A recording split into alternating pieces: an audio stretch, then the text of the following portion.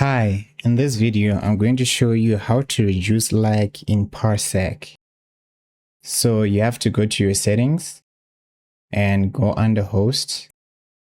Under host, make sure here the bandwidth limit, you lower it if it's so high.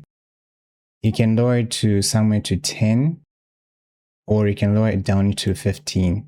So for now, I'll set it on 10. Then after, go to client. Under client, when you render, you have to select Direct3 D11. And on VSync, make sure you turn this off.